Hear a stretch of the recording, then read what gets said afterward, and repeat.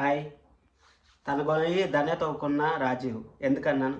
అసలు మన థంబ్‌నెయిల్ చూస్తేనే మీకు అర్థమైపోతుంది. నేను సీరియల్ గురించి ఏం చెప్పాలనుకుంటున్నాను, సీరియల్ ఏం జరిగిందనేసి. కావాలంటే నా బిఫోర్ థంబ్‌నెయిల్స్ కూడా చెక్ చేయండి.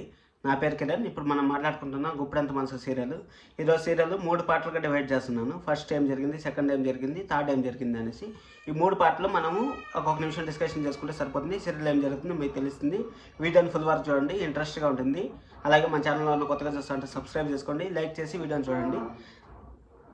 ఈరోజు ఫస్ట్ ఏం జరిగిందంటే మన రాజీవ్ కలలు కంటా ఉంటాడు వసుంధర గురించి. ఏం కలలు కంటా ఉంటాడంటే బావా బావా అని పిలుస్తా ఉన్నట్టు వసుంధర కలలు కంటా ఉంటుంది. అప్పుడు కరెక్ట్గా మన శైలేంద్ర వచ్చి పక్కన నిల్చుకొని నేను చూస్తూ ఉంటాడు. ఏంది వీడు పొగలే కలలు కంటా ఉంటాడు అని చూస్తూ ఉంటే సరే ఏం జరుగుతుందంటే అక్కడి నుంచి సరే అనేసి పట్టుకుంటాడు. వచ్చి దగ్గరికి వచ్చి ఇలా పట్టుకుంటాడు. అలా పట్టుకుంటే గడ్డము మిసాలు, నీకు మిసాలు కూడా వచ్చాయి ఏంది బంగారు అనేసి అంటే బ్రో మనం ఈ విధంగా బతికే ఉన్నాం అనేసి నువ్వు తెలిసిపోయింది బ్రో వాళ్ళకి, వాళ్ళు చాలా ప్లాన్ చేస్తూ ఉంటారు అనేసి మాట్లాడుతూ ఉంటే నువ్వు ఈ విధంగా చేయకూడదు, నా భార్యకి ఈ విధంగా నాకు కాల్ లిస్ట్ చూసేసింది, నువ్వేం మెసేజ్ చేయొద్దు, నాకు ఫోన్ చేయొద్దు, ఒకవేళ ఏమైనా అవసరం ఉంటే నేనే ఫోన్ చేస్తాను అనేసి మా శైలేంద్ర రాజీవ్కి చెప్తాడు. రాజీవ్ అనుపమ్మ గారు సైలెంట్గా ఉంటారు.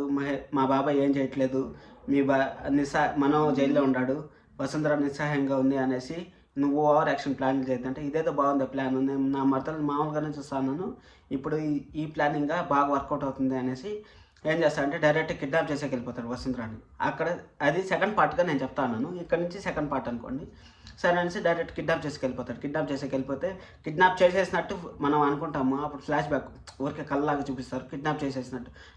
పాలౌట్గా పోతాడు, పాలౌట్గా పోయి డోర్ తీస్తాడు. డోర్ తీసిన వెంటనే వసుంధర వస్తా అంటే సరే ఇది తీసుకొస్తా ఉండ అని చెప్పేసి లోపలికి పోయేసి వచ్చే కొద్దికి మత్తు మందు చల్లుకొని మత్తు మందు ముఖాన్ని పెట్టేసి మత్తు తీసేసి ఎత్తుకొలిపోవాలనేసి చూస్తూ ఉంటాడు. కానీ ఇదంతా ఎంత భ్రమే ఎంత బాగుందా అనేసి అనుకుందికి సరే అనేసి ఇంకా డోర్ అవతల వసుంధర ఉంది, నేను యువతలో ఉన్నాను అనేసి మాట్లాడుకుంటా ఉంటే మన వసుంధర బ్యాక్ సైడ్ నుంచి వచ్చి ఎవరు కావాలి అనేసి ఎవరు కావాలని అడిగితే ఇంకేం చేయలేక సరేలే ఓపెన్ ఫస్ట్ ముఖానికి కర్చీఫ్ వేసుకుంటాడు, టవల్ వేసుకుంటాడు. కానీ ఇంకేం చేయకుండా ఓపెన్ అయిపోతాడు. బావా నువ్వేం ఇక్కడ ఏం చేస్తున్నావు బావా అనేసి అడిగే ముందుకి సరే అనేసి మత్తుమంది పెట్టేయాలనేసి కర్చీఫ్ తీసి మత్తుమంది ఇలా పెట్టడానికి పోతాడు. వసుంధర ఇటు పక్కకు జరుపుకునేసినప్పుడు ఏమవుతుంది, అట్టు ముందరకు ఫ్లో అయినప్పుడు సరే అనేసి మామయ్య అనేసి గట్టిగా అరిసే గుందికి వాళ్ళంతా ఇంట్లో నుంచి బయటకు వచ్చే గుందికి మన రాజీవ్ పరిగెత్తే గుందికి ఏమైంది రాజీవ్ వచ్చాడు మామయ్య అనేసి అనే గుందికి సరే అనేసి రాజీవ్ వాడు వెనకాలే పరిగెత్తా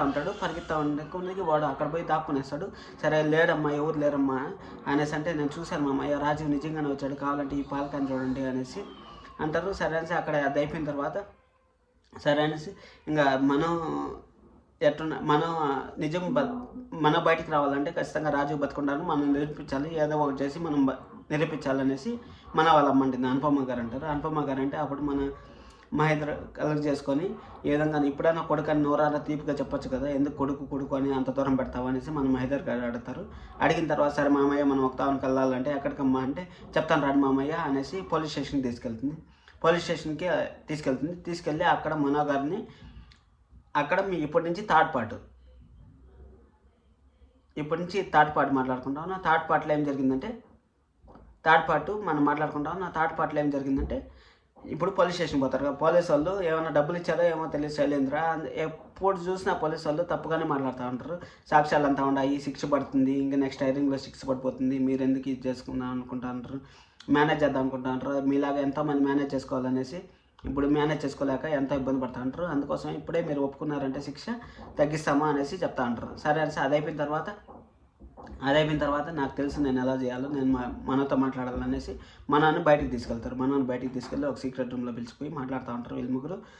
అక్కడ ఒక నిజం చెప్తాడు. ఏం నిజం అంటే నిజంగానే 50 కోట్లు ఇవ్వలేదు, యాక్చువల్గా అది మన శైలేంద్ర ఫ్రాడ్ చేసి 50 కోట్లు ఇచ్చినట్టు వాళ్ళు చెప్తాడు. ఈ విధంగా నేను చేయలేదు, నేను మీకు నిజం చెప్తాను అనేసి చెప్తాడు. సరే అనేసి అక్కడ ఏం జరిగిందంటే మ్యాటర్ వాళ్ళు మన శైలేంద్ర ఫేక్ చూపించి చెక్ ఇస్తారు కదా, చెక్ ఇచ్చినప్పుడు చింపేస్తారు. అక్కడ ఏం జరిగిందంటే డిస్కషన్ మన రాజీవ్ బతికే ఉన్నాడు అనేసి మనకు కూడా చెప్తే ఈ విధంగా రాజు ఏదన్నా సామ దాన దండోపాయాలు మనం ప్లాన్ చేయాలి.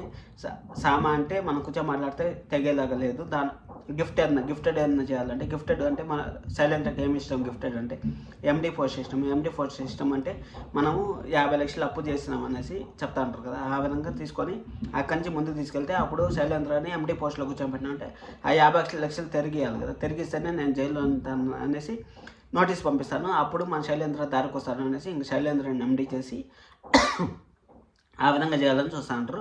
ఆ విధంగా చేసిన తర్వాత నెక్స్ట్ ఏం జరుగుతుందో చూద్దాము. ఆటికి ఎండ్ అయిన సీరియల్ చూడండి, 3 పార్ట్లుగా చెప్పాను. మీకు ఇంతవరకు మీరు సీరియల్ చూసారంటే నచ్చిందని అనుకుంటున్నాను. లైక్ చేయండి, సబ్స్క్రైబ్ చేసుకోండి, బెల్ ఐకాన్ ఆన్ చేసి పెట్టుకోండి. మీ ఫ్రెండ్స్ అండ్ ఫ్యామిలీ మెంబర్స్కి ఈ వీడియోని షేర్ చేయండి. మన ఛానల్ని ఇంతలో సపోర్ట్ చేస్తున్న ప్రతి ఒక్కరికి thank you so much. Thank you. Signing off.